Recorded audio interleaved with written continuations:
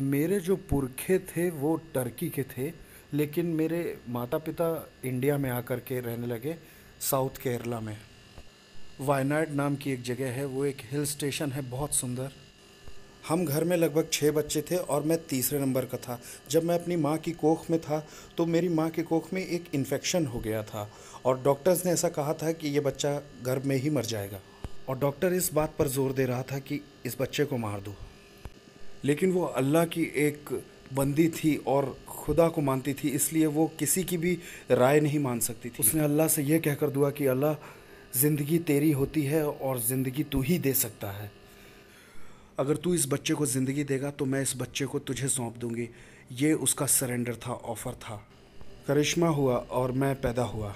सबको लगा कि मैं गर्भ में ही मर जाऊंगा। क्योंकि मैं खुदा को सौंप दिया गया था, इसलिए मेरे माता पिता ने मुझे स्कूल नहीं भेजा। मेरे बचपन बहुत बुरा था। मेरे भाई बहन और पड़ोसी स्कूल जा सकते थे, लेकिन मुझे इतनी आज़ादी नहीं थी क्योंकि मैं खुदा को सौंप दिया गया था। 8 साल की उम्र में मुझे मुस्लिम अरबिक कॉलेज में भेजा गया, एक मुस्लिम मौलाना बनने के लिए।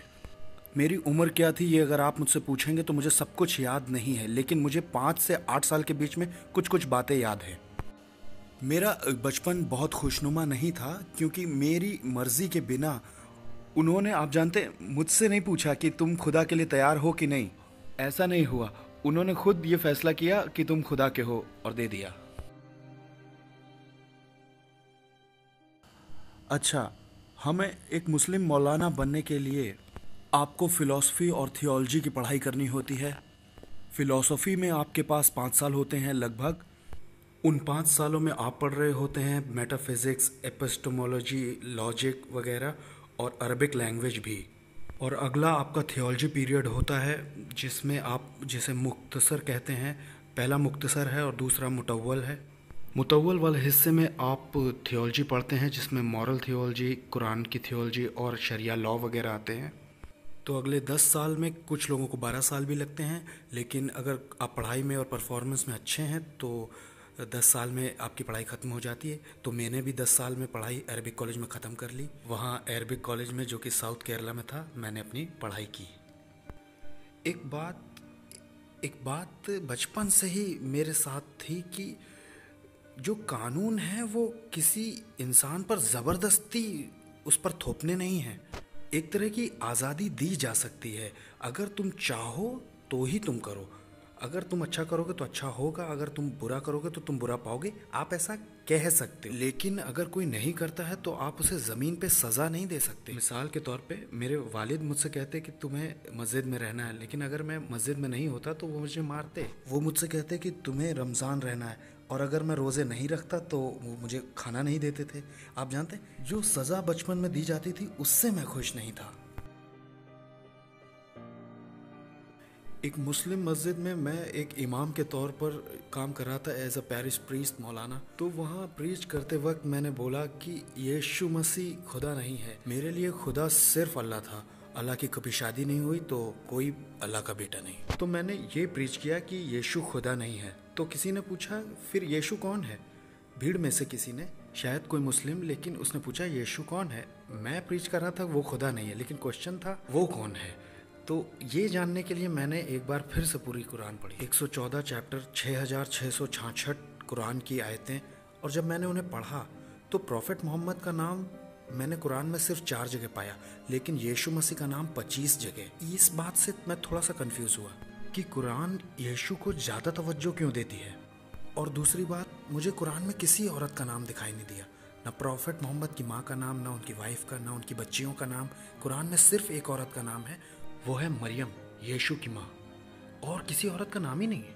पाक कुरान चैप्टर 3 में चैप्टर का नाम है मरियम का ख़ानदान, और पाक कुरान चैप्टर 19 में चैप्टर का नाम ही है मरियम। एक पूरा चैप्टर ही है मरियम।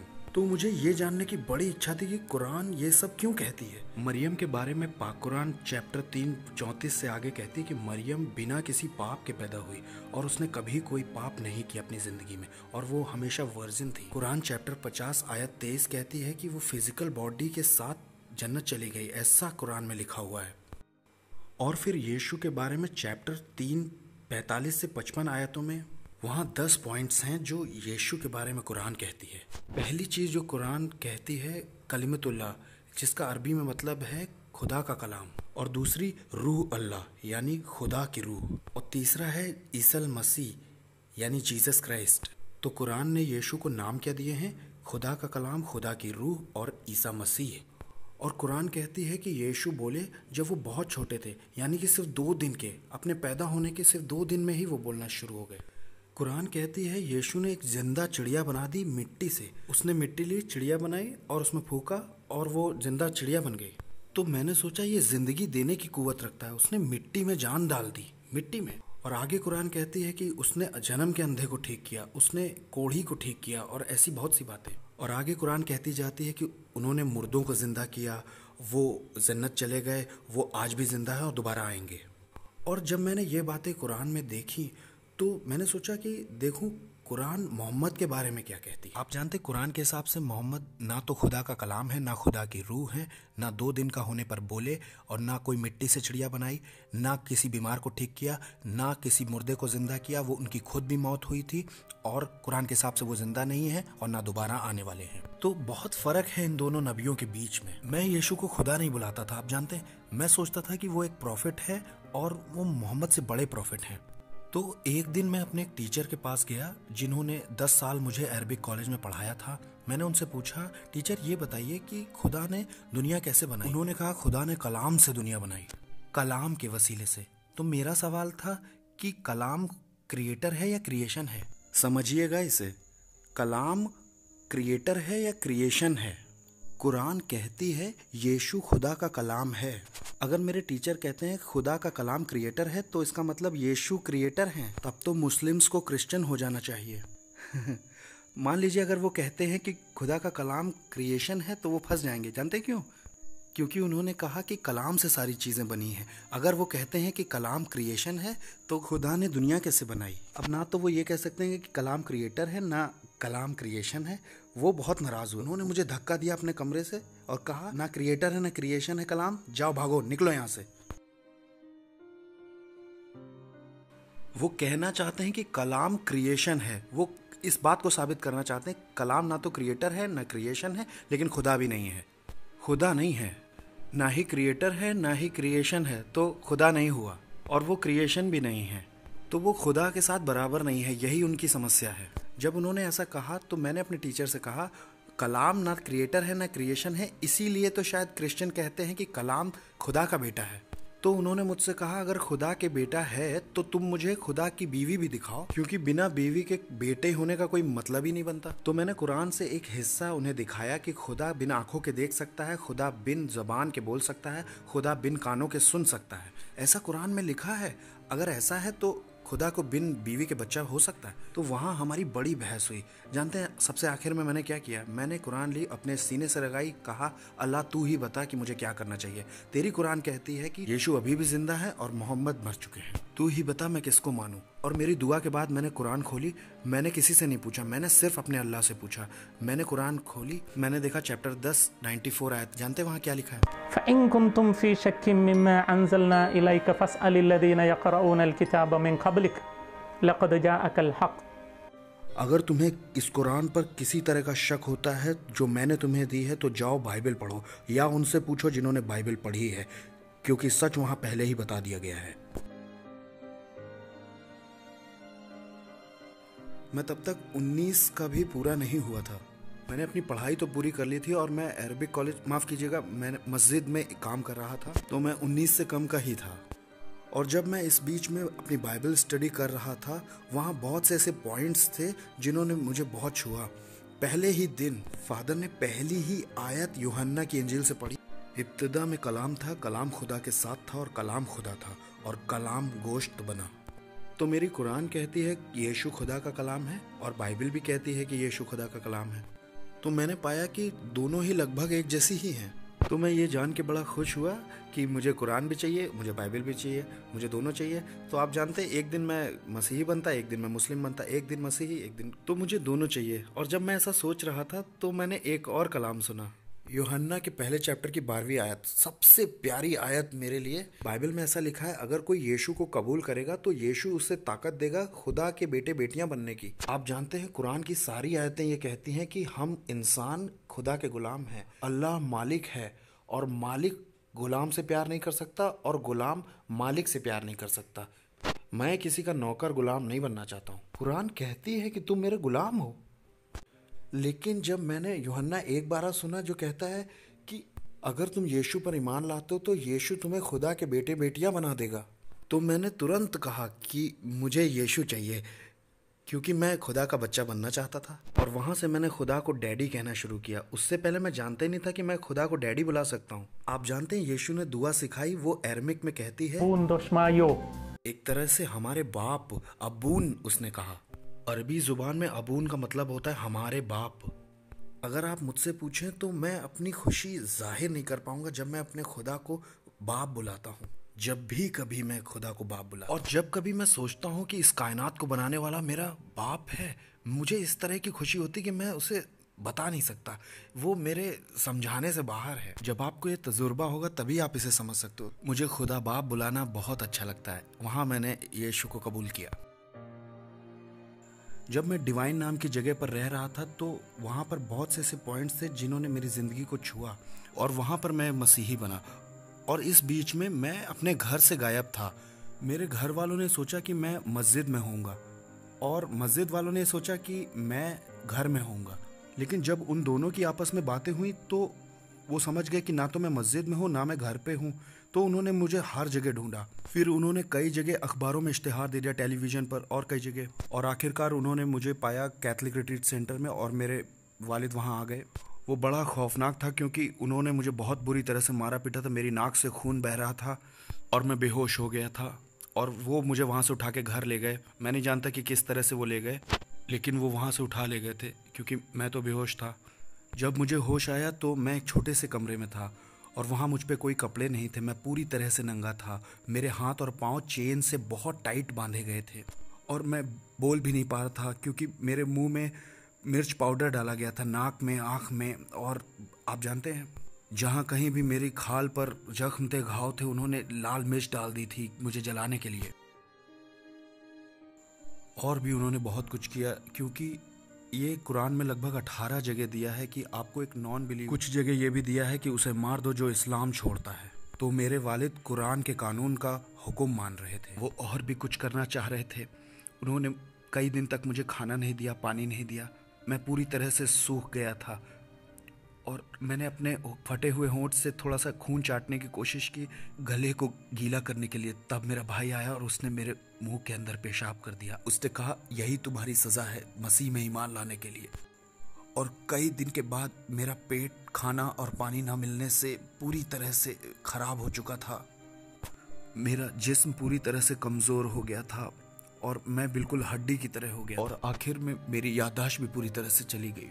मैं कुछ सोच भी नहीं सकता था क्योंकि खाना पानी नहीं था। मैं बिल्कुल मरे हुए आदमी जैसा था। मैं नहीं जानता कितने दिन, शायद 20 दिन मैं उस कमरे में था। एक दिन मेरे वालिद वहाँ आए उस कमरे में और उन्होंने मेरी चेन खोल दी और मैं उस समय उठा हुआ नहीं था। उन्होंने मेरी गर्दन दबाई बहुत कस के, ये जानने के लिए कि मेरे शरीर में जान है कि नहीं। तो जब उन्होंने मेरी गर्दन दबाई मैं सांस नहीं ले पाया और मैं उनके हाथ में एक बड़ी चाकू देख सकता था। उन्होंने मुझसे कहा कि ये तुम्हारा आखिरी समय है, तुम्हारे लिए कोई उम्मीद नहीं। उन्होंने कहा, अगर तुम्हें अल्लाह चाहिए तो मैं तुम्हें जीने दूंगा, अगर तुम्हें यीशु चाहिए तो मैं तुम्हें मार दूंगा। मैं बताऊं, आप जानते हैं, जब मैं अपनी माँ की कोख में था तो सबने कहा ये मर जाएगा, लेकिन वो मुझसे प्यार करते थे इतना कि मेरे लिए दुआ कर रहे थे कि मुझे ज़िंदगी मिले। लेकिन अब वो मुझे मारना चाहते हैं, तो मैं नहीं जानता। और मैं अपने वालिद को अच्छी तरह से जानता हूँ, वो मुझे मार देंगे। तो जब मैं ये समझ गया कि ये मेरी मौत का आखिरी लम्हा है तो मैंने सोचा कि यीशु भी तो मर गए लेकिन दोबारा जिंदा हुए। अगर मैं यीशु पे यकीन करता हूँ, मरता हूँ, तो मैं भी जिंदगी पा सकता हूँ। आप जानते, एक तरह की खुशी थी कि यीशु में मरना अच्छा है। जब मैंने ऐसा फैसला लिया तो एकदम तरह की रोशनी मेरे माथे पर लगी, जैसे चांद की रोशनी कुछ मेरे सिर में लगा और एक तरह का बिजली का झटका जैसा मुझे लगा और कुछ मेरे अंदर इतनी ताकत आ गई। आप जानते, कहीं से मेरे शरीर के अंदर इतनी जान आ गई कि मैं खुद को कंट्रोल नहीं कर पा रहा था। इतनी ताकत थी मेरे हड्डियों में। मैंने अपने वालिद का हाथ नीचे खींचा और जोर से चिल्लाया, यीशु। और जब मैं चिल्लाया तो वो ज़मीन पर गिर पड़े, और जब वो गिरे तो उनके हाथ में जो चाकू था वो उनके छाती पे लगा और एक बड़ा जख्म हो गया, और वहाँ से बहुत खून निकलने लगा, और एक तरह का झाग उनके मुंह से निकलने लगा, और वो बहुत तेज़ चिल्लाए, और सब एक तरह के शौक में थे। मेरा भाई हो, माँ और बहनें, उनको नहीं मालूम था क्या हो रहा है। उन्होंने सोचा मेरे बाप मर गए हैं। सब उन्हें उठा करके हॉस्पिटल की तरफ भागे, और जब वो जा रहे थे तो उन्होंने बाहर से मेरा रूम लॉक करना भूल गए। और मेरे अंदर जो ताकत थी मैं आपको बता नहीं सकता हूँ, क्योंकि मैं तो बिल्कुल हड्डी की तरह हो गया था। कोई खाना नहीं, बहुत दिन से, 20 दिन से ज़्यादा हड्डी तो हो गया था, लेकिन बहुत एनर्जी थी। तो मैं तुरंत बाहर आया, मैंने अपने वालिद के कपड़े पहने, टैक्सी स्टैंड तक आया टैक्सी लेने के लिए, और सीधा वहाँ से भाग गया। रास्ते में जो आदमी टैक्सी चला रहा था वो एक क्रिश्चियन था। उसने मेरे लिए मिठाई और जूस बहुत कुछ लिया। उसको मेरा स्ट्रगल मालूम है, उसने मुझे पोटा छोड़ा। वो अभी भी मेरे कांटेक्ट में है और मेरा बहुत अच्छा दोस्त है, वो टैक्सी ड्राइवर। तो मैं निकल गया और पोटा आ गया। उस दिन मैंने सचमुच में जाना कि मेरा यीशु आज भी जिंदा है। जब मैंने उसे अपनी ज़रूरत के लिए पुकारा, उसने मुझे बचाया। इसका मतलब है कि वो यहाँ भी है। जब मैं आपसे बात कर रहा हूँ तो ये मेरी लाइफ है। हर कहीं मैं जानता हूँ कि वो मौजूद है, क्योंकि मेरे कन्वर्जन के 18 साल हो गए हैं। मैंने कभी नहीं सोचा था कि मुस्लिम मुझे जीने देंगे 18 साल तक। और मैंने मिडिल ईस्ट में भी प्रीच किया है, वहाँ अरब आए थे और कुछ भी नहीं हुआ। तो इसका मतलब है यीशु जिंदा है और मुझे बचा रहे हैं। नहीं, कभी नहीं। देखिए, आपको भी नहीं डरना चाहिए। मरने का डर तो एक तरह की बेवकूफ़ी है। जानते हैं क्यों? क्योंकि जितने पैदा हुए हैं उन्हें एक ना एक दिन तो मरना ही है। 100% उन सबको मरना है। आपको भी मरना है, सबको मरना है। आप मौत से डरो या ना डरो, आपको मरना है, ये एक फैक्ट है। और मैं तो ये कहूँगा, एक बात जो धरती पर तय है वो है आपको मौत आनी है। इस वक्त जब मैं आपसे बात कर रहा हूँ, मैं इस बारे में श्योर नहीं हूँ कि ये ब्रॉडकास्ट होगा भी कि नहीं, क्योंकि कुछ भी हो सकता है। मैं इस बारे में श्योर नहीं हूँ कि मैं रात का खाना खा पाऊंगा कि नहीं। मैं इस बारे में श्योर नहीं हूँ कि मैं भारत वापस जा पाऊंगा कि नहीं। मैं बिल्कुल श्योर नहीं हूँ। मैं श्योर नहीं हूँ कि मेरे बच्चे अच्छे से पढ़ेंगे और सर्टिफिकेट लाएंगे। मैं किसी चीज़ के बारे में श्योर नहीं हूँ। लेकिन एक बात के लिए मैं बिल्कुल श्योर हूँ कि मुझे मौत आनी है। जितनी भी बातें हैं सब बेठिकाना है, और आप कोशिश करते हैं, कुछ हो सकता है, कुछ नहीं हो सकता है, लेकिन श्योर नहीं है। लेकिन एक बात है जो बिल्कुल तय है, वो है मौत। तो मरने से कभी मत डरिए। इस बात को बिल्कुल मान लीजिए कि ये तो एक दिन आनी है। तो आप ये सोच सकते हो कि अगर मैं मोहम्मद में यकीन करता हूँ और मरता हूँ तो मेरी सिचुएशन क्या होगी। प्रॉफिट मोहम्मद मरे और लोगों ने उन्हें दफना दिया, और उसके बाद हम नहीं जानते वो कहाँ गए। अगर मैं उनमें यकीन करता हूँ और मरता हूँ तो मैं नहीं जानता मैं कहाँ जाऊँ। गौतम बुद्ध, महावीर, गुरु नानक, शिरडी बाबा, काली, मुरुगन, विष्णु, वामन, बहुत सारे देवी देवता मेरे देश में, भारत में हैं। वो जिए और उन्होंने हिस्ट्री बनाई और वो मर गए। लोगों ने उन्हें दफना दिया और वो कहाँ चले गए हमें नहीं मालूम। अगर मैं इन सारे देवी देवताओं पर यकीन करता हूँ तो मैं नहीं जानता कि मेरा भविष्य क्या हो। लेकिन मसीह जो मरा और दोबारा जिंदा हुआ, तो मेरे पास एक उम्मीद है कि मैं अगर मसीह में मरता हूँ तो मैं भी जिंदा होऊंगा। तो सबसे अच्छा रहेगा कि मरना तो कबूल कर लें, और वो भी मसीह में मरे। यीशु ने बहुत साफ तौर पे कहा है कि मैं अपने पिता के घर जाता हूँ। रोमन्स, माफ़ कीजिएगा, यूहन्ना 14:3 में, मैं अपने पिता के घर जाता हूँ, वहाँ बहुत से मकान हैं और मैं तुम्हारे लिए जगह तैयार करता हूँ ताकि आकर तुमको ले जाऊँ। तो मैं तो बड़ा खुश हूँ कि मेरा यीशु वहाँ मेरे लिए बहुत बड़ा बंगला तैयार कर रहा है, क्योंकि अगर उसका काम एक बार ख़त्म हो गया तो वो मुझे आके ले जाएगा। और मुझे लगता है कि वो बहुत बड़ा बंगला है, क्योंकि 18 साल से मुस्लिम मुझे मारने की कोशिश कर रहे हैं, लेकिन मार नहीं पाए। इसका मतलब है कि कंस्ट्रक्शन चल रहा है, एक बार काम खत्म हुआ तो वो मुझे ले जाएंगे और तभी मुस्लिम मुझे मार सकेंगे, उससे पहले कोई नहीं। तो मैं मरने से नहीं डरता, ये तो तय है। एक चीज मैं सोचता हूँ कि मौत के बाद क्या। हमेशा की जिंदगी के लिए आपको यीशु की जरूरत है। हर धर्म ये कहता है कि खुदा और इंसान के बीच में कोई समस्या है तो वो है पाप, और इस्लाम में उनके पास अपने पापों के लिए कुर्बानी है जानवरों की। अपने पापों के लिए वो जानवरों को कुर्बान करते हैं। हिंदुइज्म में अगला जन्म, लेकिन सिर्फ क्रिश्चियनिटी में यीशु मसीह ने हमारे उसकी सजा भुगत ली और मेरे सब पापों को हटा दिया और मुझे बिल्कुल पाक कर दिया। और अब वो मुझे खुदा बाप को दे सकता है ये कहते हुए कि अब ये पाक है। अब मैंने इसे पाक कर दिया है और इसकी सारी सजा, इसके गुनाह पाप अपने ऊपर ले लिए हैं। अब इसे आप जन्नत में आने दे सकते हो। तो यीशु मेरे नजात देने वाले हैं और वो एक परफेक्ट इंसान है क्योंकि मैं एक इंसान हूँ। मेरा सेवियर एक इंसान ही होना चाहिए और वो परफेक्ट खुदा भी है क्योंकि मुझे हमेशा की जिंदगी चाहिए और खुदा ही इटर्नल लाइफ दे सकता है। आपको मैं आसानी से समझा सकता हूँ कि पाप करने से मौत आती है, पाप से मौत आती है। तो मौत को हटाने के लिए आपको क्या करना चाहिए? अच्छा, अंधेरे को हटाने के लिए जैसे आप रोशनी को लाते हैं, वैसे ही मौत को हटाने के लिए आपको जिंदगी चाहिए। किसकी जिंदगी? पुराने अहदनामे में वो जानवरों की कुर्बानी देते थे क्योंकि वो मानते थे कि खून में ही जिंदगी होती है। मुस्लिम तो आज भी कुर्बानी करते हैं। लेकिन मेरी मौत को हटाने के लिए मुझे फिरदौस की ज़िंदगी चाहिए। और ये इटर्नल लाइफ मुझे कहाँ से मिल सकती है? सिर्फ खुदा से। और ये है जो यीशु ने क्रूस पर दी।